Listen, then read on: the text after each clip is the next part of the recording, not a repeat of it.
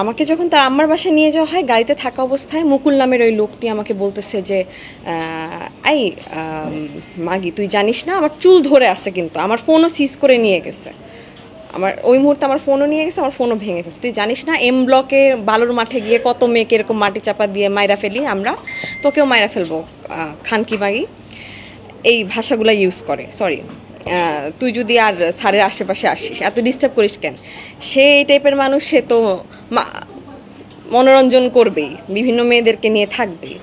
যাই হোক, তারপর যখন আমাকে তার আম্মার কাছে নিয়ে যাওয়া হয়, তার আম্মা আমাকে কোনো ওই টাইপের কোনো আচরণ করেনি যে ওকে মারো বা সামথিং। আমাকে বলছে আমার ছেলে আশেপাশে থাকবা না, যদি থাকো তাহলে আমি অ্যাকশন নিব, মুনিয়ার যে অবস্থা হয়েছে ওই অবস্থাটা তোমার সাথেও হবে। আফটার দ্যাট ওইখানে তার আম্মাকে প্রভোগ করার জন্য এখানে কিছু লোকজন ছিল যে এটা করে, মুকুল নামের আর আব্দুর রহমান জীবন নামের ওই দুইজন লোক, যারা কিনা আমাকে মারতে মারতে তার বাসা থেকে তার আম্মার বাসায় নিয়ে গেছে বিচারের জন্য, যে তুমি তো থামবা না, তুমি তো সানভীর সাহেবের কাছে যাবাই, বসের কাছে, তো তুমি তার আম্মার মাধ্যমে করো। তার আম্মা আমাকে একটা সাদা কাগজ এনে দিছে, কাগজ এনে দেওয়ার পর বলছে যে এখানে তুমি লেখো যে তুমি এরপর থেকে আমার ছেলের সাথে করবা না। আমার দোষটা কি? তার ছেলে তো আমাকে এই বিশ্বাস দিয়েই তো আমি আগাইছি সম্পর্ক। কখন আমি কনসিভ করবো, আমি কেন বাচ্চা নেওয়ার ডিসিশন নিব, এই চিন্তা নিয়ে তো আমি আগাইছি যে সে আমাকে বিয়ে করবে, সে আমাকে এই টাইপের কথাবার্তা বলছে। So day by day the situation was getting worse and worse and ওয়ার্স।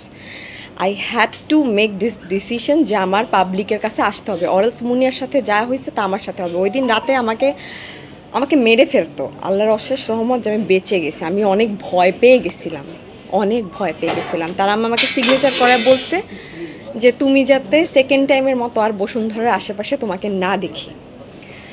আর আরেকটা ডিসিশনও নিছিল যে আমাকে 3-4 দিনের জন্য ওই বাসায় আমাকে সার্ভেন্ট রুমে নিয়ে রাখছিল, আমাকে ইভেন তাদের রুমেও ঢুকায় নেয়, তাদের মেইন এন্ট্রেন্সেই ঢুকতে দেয় না তার আম্মা এবং তার লোকজন।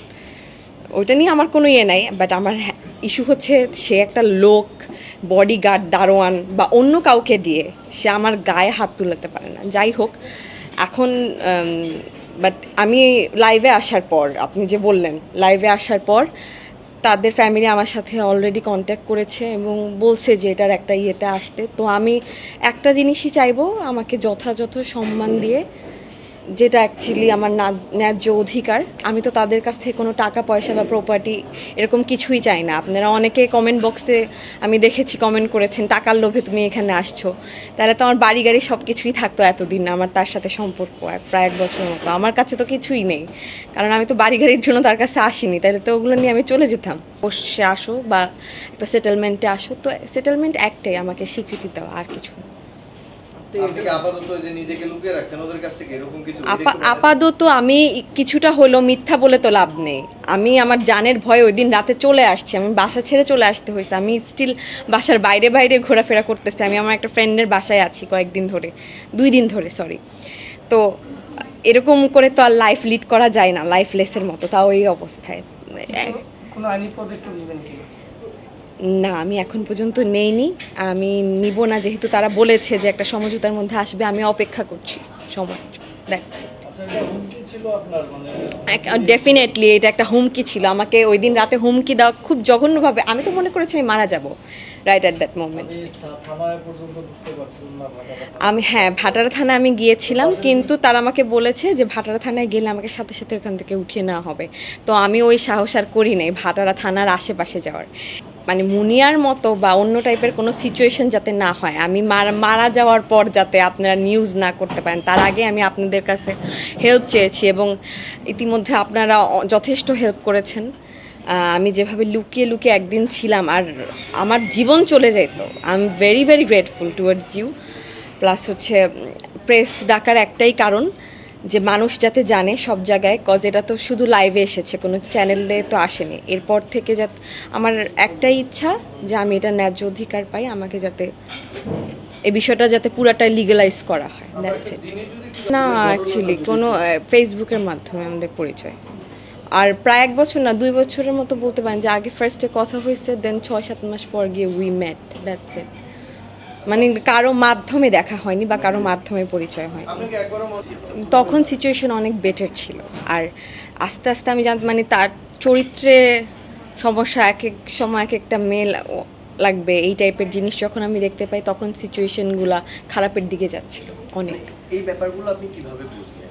এই ব্যাপারগুলো আমি কিভাবে বুঝলাম, আমি ম্যাক্সিমাম টাইমে ভিডিও কলে কথা বলতাম, তো একদিন 2 দিন 3 দিন যখন ভিডিও কলে ধরা পড়লো আস্তে আস্তে আমার সাথে খারাপ ব্যবহার, ধরা পড়তে ওইখান থেকেই গায়ে হাত তোলা, একে একে 2 এই টাইপের হতে থাকলো, দেন হচ্ছে সিচুয়েশন ওয়ার্সের খারাপের দিকে যাচ্ছিল। হ্যাঁ ডেফিনেটলি কমিটমেন্ট যদি না দিত তাহলে তো আমি এত দূর আগাতাম না, কমিটমেন্ট যদি না দিত তাহলে তো আমি এত সাহস পেতাম না। সেটা বলেছিল যে হ্যাঁ আমি যেহেতু প্রেগনেন্ট হয়ে গেছিলাম পরে, যে ঠিক আছে আমি এটা বিয়ে করব বা সামনে সব কিছু ঠিকঠাক হয়ে যাবে, তুমি কাউকে জানাবা না বা জাস্ট কিপ ইট প্রাইভেট, যেটা বলে অ্যাকচুয়ালি মানুষজন, keep it secret so that or family জানতে না পারে। আচ্ছা আপু একটু জানতে চাচ্ছিলাম, উনি তো মেরিড বা হচ্ছে ওনার বয়সের সাথে তো আপনার বয়স যায় না, তাই তাহলে আপনি জানা সত্ত্বে এর আগের ঘটনাটা আপনি জানেন যে মুনিয়া হত্যা, ওইটা তো আনবীরের সাথে ছিল, এটা তো আনবীর না, এটা তো সানবীর। মানে এই ধরনের ফ্যামিলির সাথে আপনার যুক্ত হওয়াটা কি আসলে? আমি তো এটা দেখি না এই ধরনের ফ্যামিলি, উনি তো লাস্টে এসে আমাকে বুঝাই দিল যে এইটা এই ধরনের ফ্যামিলি।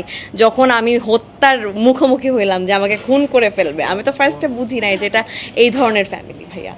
এখন লাস্টলি আমার একটাই কথা, আমাকে যাতে যথাযথ সম্মান দেওয়া হয় বা যথাযথ সেটেলমেন্টের যেটা পাওয়ার কথা, দ্যাটস ইট, এর বাইরে। আপনি বলছিলেন যে আমাদের সাথে সমঝোতা করবেন, একটা মীমাংসা আসবে বলছিলেন একটু। হ্যাঁ হ্যাঁ হ্যাঁ, সেটা লিমিট দিয়েছে কতদিনের ভিতরে করবে, এরকম কোনো আশ্বাস দিয়েছে?